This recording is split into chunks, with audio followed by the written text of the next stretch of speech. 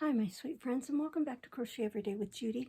We are continuing reading from The Adventures of Pinocchio, and today we're starting with Chapter 24. Pinocchio arrives at the island of the Industrious bees and finds the fairy again. Pinocchio, hoping to be in time to help his father, swam the whole night. And what a horrible night it was! The rain came down in torrents, it hailed, the thunder was frightful, and the flashes of lightning made it as light as day. Toward morning, he saw a long strip of land not far off. It was an island in the midst of the sea. He tried his utmost to reach the shore, but it was all in vain. The waves, racing and tumbling over each other, knocked him about as if he had been a stick or a wisp of straw. At last, fortunately for him, a billow rolled up with such fury and impetuosity that he was lifted up and thrown violently far onto the sands. He fell with such force that as he struck the ground, his ribs and all his joints cracked, but he comforted himself, saying, "This time also I have made a wonderful escape." Little by little the sky cleared, the sun shone out in all his splendor, and the sea became as quiet and smooth as oil. The puppet put his clothes in the sun to dry and began to look in every direction in hopes of seeing on the vast expanse of water a little boat with a little man in it. But although he looked and looked, he could see nothing but the sky and the sea and the sail of some ship, but so far away that it seemed no bigger than a fly.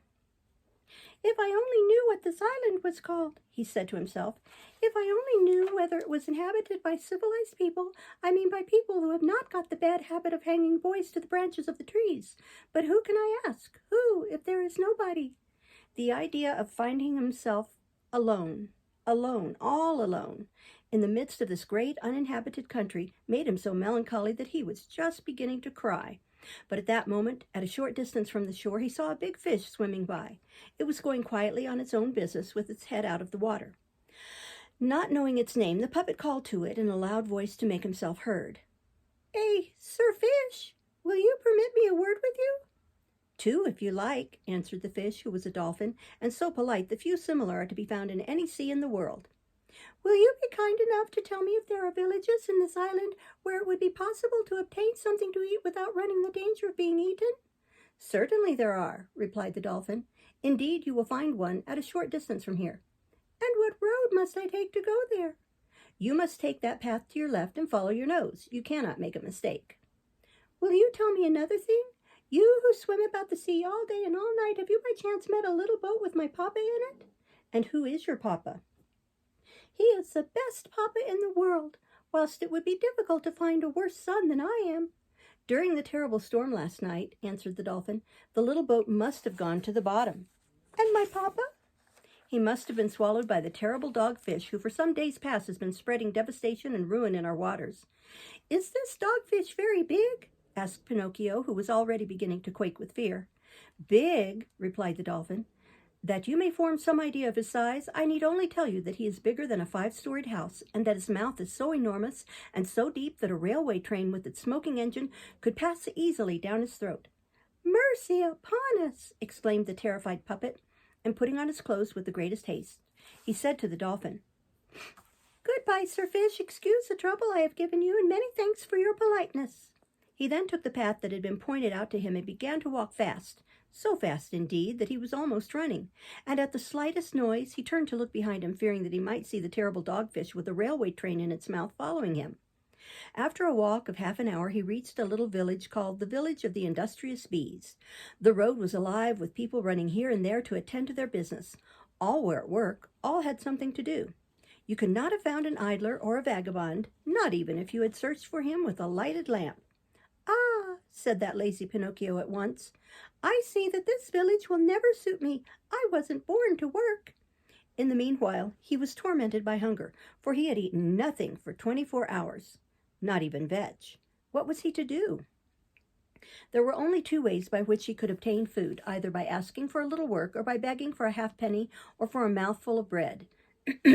He was ashamed to beg, for his father had always preached to him that no one had a right to beg except the aged and infirm. The really poor in this world, deserving of compassion and assistance, are only those who from age or sickness are no longer able to earn their own bread with the labor of their hands. It is the duty of everyone else to work, and if they will not work, so much the worse for them if they suffer from hunger. At that moment, a man came down the road, tired and panting for breath. He was dragging along with fatigue and difficulty 2 carts full of charcoal. Pinocchio, judging by his face that he was a kind man, approached him and, casting down his eyes with shame, he said to him in a low voice, "Would you have the charity to give me a halfpenny? For I am dying of hunger." "You shall not only have a halfpenny," said the man, "but I will give you 2 pence, provided that you help me to drag home these 2 carts of charcoal." "I am surprised at you," answered the puppet in a tone of offense. "Let me tell you that I am not accustomed to do the work of a donkey. I have never drawn a cart." "So much the better for you," answered the man. "Then, my boy, if you are really dying of hunger, eat 2 fine slices of your pride and be careful not to get an indigestion." A few minutes afterwards, a mason passed down the road carrying on his shoulders a basket of lime. "Would you have the charity, good man, to give a halfpenny to a poor boy who is yawning for want of food?" "Willingly," answered the man. "Come with me and carry the lime, and instead of a halfpenny, I will give you 5. "But the lime is heavy," objected Pinocchio, "and I don't want to tire myself." "If you don't want to tire yourself, then, my boy, amuse yourself with yawning, and much good may it do you." In less than half an hour, 20 other people went by, and Pinocchio asked charity of them all, but they all answered, "Are you not ashamed to beg? Instead of idling about the roads, go and look for a little work and learn to earn your bread." At last, a nice little woman carrying 2 cans of water came by. "Will you let me drink a little water out of your can?" said Pinocchio, who was burning with thirst. "Drink, my boy, if you wish it," said the little woman, setting down the 2 cans. Pinocchio drank like a fish, and as he dried his mouth, he mumbled, "I have quenched my thirst. If I could only appease my hunger." The good woman, hearing these words, said at once, "If you will help me to carry home these 2 cans of water, I will give you a fine piece of bread." Pinocchio looked at the can and answered neither yes nor no. "And besides the bread, you shall have a nice dish of cauliflower dressed with oil and vinegar," added the good woman. Pinocchio gave another look at the can and answered neither yes nor no. "And after the cauliflower, I will give you a beautiful bonbon full of syrup." The temptation of this last dainty was so great that Pinocchio could resist no longer, and with an air of decision he said, "I must have patience. I will carry the can to your house." The can was heavy, and the puppet, not being strong enough to carry it in his hand, had to resign himself to carry it on his head. When they reached the house, the good little woman made Pinocchio sit down at a small table already laid, and she placed before him the bread, the cauliflower, and the bonbon. Pinocchio did not eat, he devoured. His stomach was like an apartment that had been left empty and uninhabited for 5 months. When his ravenous hunger was somewhat appeased, he raised his head to thank his benefactress. But he had no sooner looked at her than he gave a prolonged "Oh!" of astonishment, and continued staring at her with wide open eyes, his fork in the air, and his mouth full of bread and cauliflower, as if he had been bewitched. "What has surprised you so much?" asked the good woman, laughing. "It is," answered the puppet, it is, that you remind me. Yes, the same voice, the same eyes, the same hair. Yes, you also have blue hair, as she had. Oh, little fairy, tell me that it is you, really you. Do not make me cry any more. If you knew, I have cried so much, I have suffered so much." And throwing himself at her feet on the floor, Pinocchio embraced the knees of the mysterious little woman and began to cry bitterly. Chapter 25. Pinocchio promises the fairy to be good and studious, for he is quite sick of being a puppet and wishes to become an exemplary boy. At first, the good little woman maintained that she was not the little fairy with blue hair, but seeing that she was found out and not wishing to continue the comedy any longer, she ended by making herself known, and she said to Pinocchio, "You little rogue, how did you ever discover who I was?" "It was my great affection for you that told me." "Do you remember? You left me a child, and now that you have found me again, I am a woman almost old enough to be your mamma." "I am delighted at that, for now, instead of calling you little sister, I will call you mamma. I have wished for such a long time to have a mamma like other boys, but how did you manage to grow so fast?" "That is a secret." "Teach it to me, for I should also like to grow. Don't you see, I always remain no bigger than a 9-pin. "But you cannot grow," replied the fairy. "Why?" "Because puppets never grow. They are born puppets, live puppets, and die puppets." "Oh, I am sick of being a puppet," cried Pinocchio, giving himself a slap. "It is time that I became a man." "And you will become one if you know how to deserve it." "Not really? And what can I do to deserve it?" "A very easy thing, by learning to be a good boy." "And you think I am not?" "You are quite the contrary. Good boys are obedient, and I never obey. Good boys like to learn and to work, and I instead lead an idle vagabond life the year through. Good boys always speak the truth, and I always tell lies. Good boys go willingly to school, and school gives me pain all over my body, but from today I will change my life. Do you promise me? I promise you. I will become a good little boy, and I will be the consolation of my papa. Where is my poor papa at this moment? I do not know. Shall I ever have the happiness of seeing him again and kissing him? I think so. Indeed, I am sure of it. At this answer, Pinocchio was so delighted that he took the fairy's hands and began to kiss them with such fervor that he seemed beside himself. Then, raising his face and looking at her lovingly, he asked, "Tell me, little mamma, then it was not true that you were dead?" Excuse me. "It seems not," said the fairy, smiling. "If you only knew the sorrow I felt and the tightening of my throat when I read 'Here lies.' I know it, and it is on that account that I have forgiven you. I saw from the sincerity of your grief that you had a good heart. And when boys have good hearts, even if they are scamps and have got bad habits, there is always something to hope for. That is, there is always hope that they will turn to better ways. That is why I came to look for you here. I will be your mamma." "Oh, how delightful!" shouted Pinocchio, jumping for joy. "You must obey me and do everything that I bid you." "Willingly, willingly, willingly." "Tomorrow," rejoined the fairy, "you will begin to go to school." Pinocchio became at once a little less joyful. "Then you must choose an art or a trade according to your own wishes." Pinocchio became very grave. "What are you muttering between your teeth?" asked the fairy in an angry voice. "I was saying," moaned the puppet in a low voice, "that it seemed to me too late for me to go to school now." "No, sir. Keep it in mind that it is never too late to learn and to instruct ourselves." "But I do not wish to follow either an art or a trade." "Why?" "Because it tires me to work." "My boy," said the fairy, "those who talk in that way end almost always either in prison or in the hospital. Let me tell you that every man, whether he is born rich or poor, is obliged to do something in this world, to occupy himself, to work. Woe to those who lead slothful lives. Sloth is a dreadful illness and must be cured at once in childhood. If not, when we are old, it can never be cured." Pinocchio was touched by these words, and lifting his head quickly, he said to the fairy, "I will study, I will work, I will do all that you tell me, for indeed I have become weary of being a puppet, and I wish at any price to become a boy. You promised me that I should, did you not?" "I did promise you, and it now depends upon yourself." Chapter 26. Pinocchio accompanies his schoolfellows to the seashore to see the terrible dogfish. In the morning, bright and early, Pinocchio started for school. Imagine what the boys said when they saw a marionette enter the classroom. They laughed until they cried. Everyone played tricks on him. One pulled his hat off, another tugged at his coat, a third tried to paint a mustache under his nose. One even attempted to tie strings to his feet and his hands to make him dance. For a while, Pinocchio was very calm and quiet. Finally, however, he lost all patience, and turning to his tormentors, he said to them threateningly, "Careful, boys, I haven't come here to be made fun of. I'll respect you, and I want you to respect me."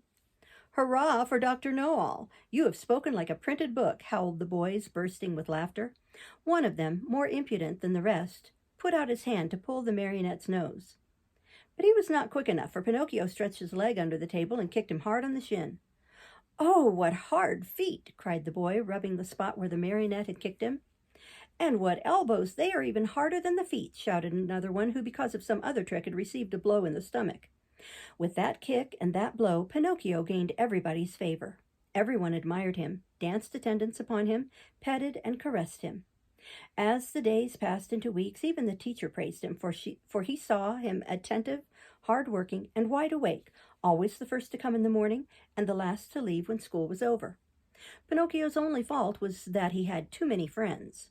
Among these were many well-known rascals who cared not a jot for study or for success. The teacher warned him each day, and even the good fairy repeated to him many times, "Take care, Pinocchio. Those bad companions will sooner or later make you lose your love for study. Some day they will lead you astray." "There's no such danger," answered the marionette, shrugging his shoulders and pointing to his forehead as if to say, I'm too wise. So it happened that one day, as he was walking to school, he met some boys who ran up to him and said, Have you heard the news? No. A shark as big as a mountain has been seen near the shore. Really? I wonder if it could be the same one I heard of when my father was drowned. We are going to see it. Are you coming? No, not I. I must go to school. What do you care about school? You can go there tomorrow. With a lesson more or less, we are always the same donkeys. And what will the teacher say? Let him talk. He is paid to grumble all day long. And my mother? Mothers don't know anything, answered those scamps. Do you know what I'll do? Said Pinocchio. For certain reasons of mine, I too want to see that shark, but I'll go after school. I can see him then as well as now. Poor simpleton, cried one of the boys. Do you think that a fish of that size will stand there waiting for you? He turns and off he goes, and no one will ever be the wiser. How long does it take from here to the shore? Asked the marionette. 1 hour there and back? Very well then, let's see who gets there first, cried Pinocchio. At the signal, the little troop with books under their arms dashed across the fields. Pinocchio led the way, running as if on wings, the others following as fast as they could. Now and again he looked back, and seeing his followers hot and tired and with tongues hanging out, he laughed out heartily. Unhappy boy! If he had only known then the dreadful things that were to happen to him on account of his disobedience. Chapter 27. There is a great fight between Pinocchio and his companions. One of them is wounded, and Pinocchio is arrested by the gendarmes. When he arrived on the shore, Pinocchio looked out to sea, but he saw no dogfish. The sea was as smooth as a great crystal mirror. Where is the dogfish? He asked, turning to his companions. He must have gone to have his breakfast, said one of them, laughing. Or he has thrown himself onto his bed to have a little nap, added another, laughing still louder. From their absurd answers and silly laughter, Pinocchio perceived that his companions had been making a fool of him in inducing him to believe a tale with no truth in it. Taking it very badly, he said to them angrily, And now may I ask what fun you could find in deceiving me with the story of the dogfish? Oh, it was great fun, answered the little rascals in chorus. And in what did it consist? In making you miss school and persuading you to come with us. Are you not ashamed of being always so punctual and so diligent with your lessons? Are you not ashamed of studying so hard? And if I study hard, what concern is it of yours? It concerns us excessively because it makes us appear in a bad light to the master. Why? Because boys who study make those who, like us, have no wish to learn, seem worse by comparison. And that is too bad. We, too, have our pride. Then what must I do to please you? You must follow our example and hate school, lessons, and the master, our 3 greatest enemies. And if I wish to continue my studies? In that case, we will have nothing more to do with you, and at the first opportunity, we will make you pay for it. Really, said the puppet, shaking his head, you make me inclined to laugh. Pinocchio, shouted the biggest of the boys, confronting him. None of your superior airs. Don't come here to crow over us, for if you are not afraid of us, we are not afraid of you. Remember that you are 1 against 7 of us. 7, like the 7 deadly sins, said Pinocchio with a shout of laughter. Listen to him. He has insulted us all. He called us the 7 deadly sins. Pinocchio, beg pardon, or will it be the worse for you? Cuckoo, sang the puppet, putting his forefinger to the end of his nose scoffingly. Pinocchio, it will end badly. Cuckoo. You will get as many blows as a donkey. Cuckoo. You will return home with a broken nose. Cuckoo. And you shall have the cuckoo from me, said the most courageous of the boys. Take that to begin with, and keep it for your supper tonight. And so saying, he gave him a blow on the head with his fist. But it was give and take, for the puppet, as was to be expected, immediately returned the blow, and the fight in a moment became general and desperate. Pinocchio, although he was one alone, defended himself like a hero. He used his feet, which were of the hardest wood, to such purpose that he kept his enemies at a respectful distance. Wherever they touched, they left a bruise by way of reminder. The boys, becoming furious at not being able to measure themselves hand to hand with the puppet, had recourse to other weapons. Loosening their satchels, they commenced throwing their school books at him, grammars, dictionaries, spelling books, geography books, and other scholastic works. But Pinocchio was quick and had sharp eyes, and always managed to duck in time so that the books passed over his head and all fell into the sea. Imagine the astonishment of the fish. Thinking that the books were something to eat, they all arrived in shoals, but having tasted a page or two, or a frontispiece, they spat it quickly out and made a wry face that seemed to say, "It isn't food for us. We are accustomed to something much better."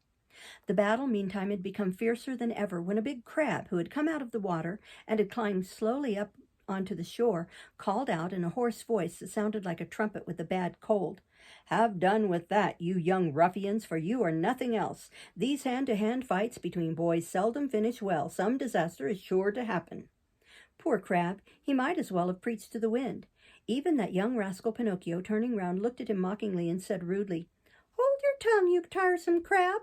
You had better suck some licorice lozenges to cure that cold in your throat, or better still, go to bed and try to get a reaction." Just then the boys, who had no more books of their own to throw, espied at a little distance the satchel that belonged to Pinocchio, and took possession of it in less time than it takes to tell. Amongst the books there was one bound in strong cardboard with the back and points of parchment. It was a treatise on arithmetic. I leave you to imagine it, if it was big or not. One of the boys seized this volume and, aiming at Pinocchio's head, threw it at him with all the force he could muster. But instead of hitting the puppet, it struck one of his companions on the temple, who, turning as white as a sheet, said only, "Oh, mother, help! I am dying!" and fell his whole length on the sand. Thinking he was dead, the terrified boys ran off as hard as their legs could carry them, and in a few minutes they were out of sight. But Pinocchio remained. Although from grief and fright he was more dead than alive, nevertheless he ran and soaked his handkerchief in the sea and began to bathe the temples of his poor schoolfellow. Crying bitterly in his despair, he kept calling him by name and saying to him, "Eugene, my poor Eugene, open your eyes and look at me. Why do you not answer? I did not do it. Indeed, it was not I that hurt you so. Believe me, it was not. Open your eyes, Eugene. If you keep your eyes shut, I shall die too. Oh, what shall I do? How shall I ever return home? How can I ever have the courage to go back to my good mamma? What will become of me? Where can I fly to? Oh, how much better it would have been, 1,000 times better, if I had only gone to school. Why did I listen to my companions? They have been my ruin. The master said to me, and my mamma repeated it often, 'Beware of bad companions.' But I am obstinate. Oh, willful fool! I let them talk, and then I always take my own way, and I have to suffer for it. And so ever since I have been in the world, I have never had a happy quarter of an hour. Oh, dear! What will become of me? What will become of me? What will become of me?" And Pinocchio began to cry and sob and to strike his head with his fists and to call poor Eugene by his name. Suddenly he heard the sound of approaching footsteps. He turned and saw 2 carabineers. "What are you doing there lying on the ground?" they asked Pinocchio. "I am helping my schoolfellow."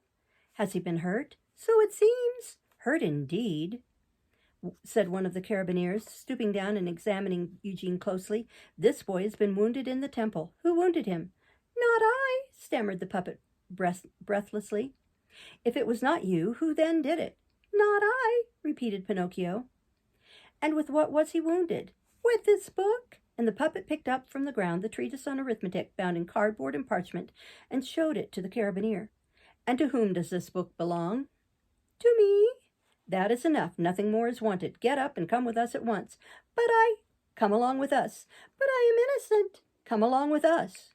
Before they left, the carabineers called some fishermen who were passing at that moment near the shore in their boat, and said to them, "We give this boy who has been wounded in the head into your charge. Carry him to your house and nurse him. Tomorrow we will come and see him."